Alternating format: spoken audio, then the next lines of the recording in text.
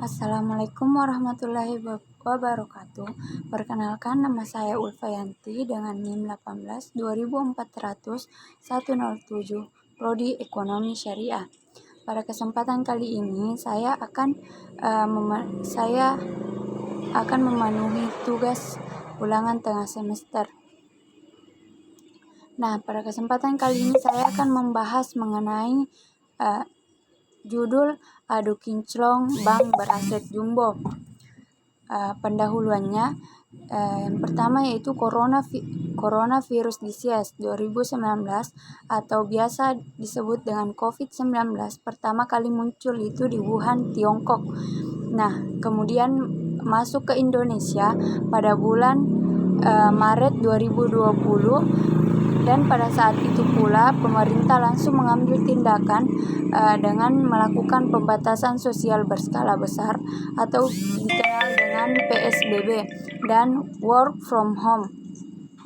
Sehingga hal ini mengakibatkan ekonomi melambat dan konsumsi masyarakat menjadi menurun.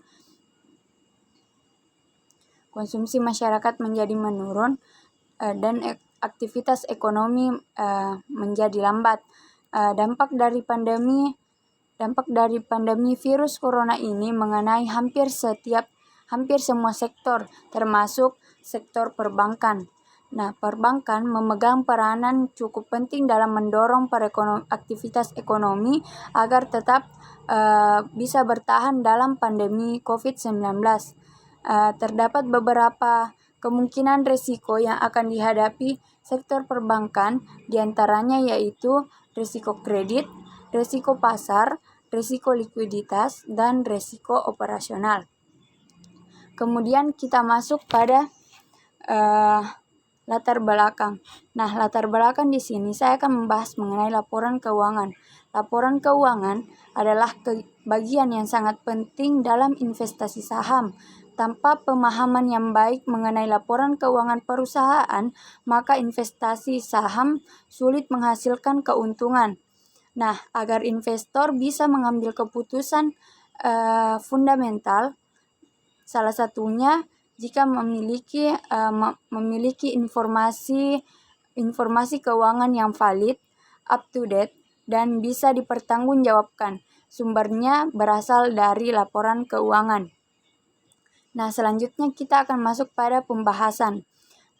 Pada pembahasan kali ini, saya mengambil contoh pada Bank Mandiri.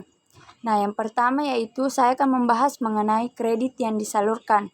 Nah, kredit yang disalurkan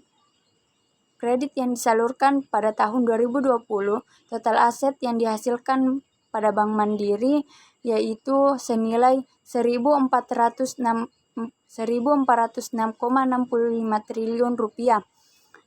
Kemudian pengaturan kredit kuartal 1 senilai 902,68 triliun rupiah. Kemudian mengalami penurunan pada kuartal kedua senilai 871,66 triliun dan naik, tetapi kenaikannya itu tidak terlalu signifikan. Pada kuartal ketiga senilai 873,73 triliun rupiah. Kenaikannya hanya bertambah 2,07 triliun rupiah. Tetapi jika dibandingkan dengan kredit tahun lalu, maka kredit yang disalurkan pada tahun 2020 pada Bank Mandiri itu mengalami pertumbuhan sebesar 4%. Nah, pembahasan kedua yaitu DPK yang dikumpulkan. Salah satu sumber utama dana perbankan berasal dari pihak ketiga yaitu masyarakat. Nah, pada kuartal pertama 2020 senilai 941,34 triliun rupiah, lalu mengalami kenaikan pada kuartal kedua senilai 976,56 triliun rupiah, dan akhirnya kuartal ketiga tembus mencapai 1.024,17 triliun rupiah. Jadi bertambah sekitar 47 triliun dari kuartal 2 dan melesat sampai 15% jika dibandingkan dengan tahun lalu.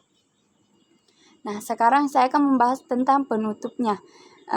Untuk menjaga keeksisan perbankan di tengah pandemi COVID-19, maka perbankan juga harus melakukan mitigasi risiko secara cermat, serta menggunakan strategi kreatif menghadapi kondisi yang serba tidak menentu saat ini.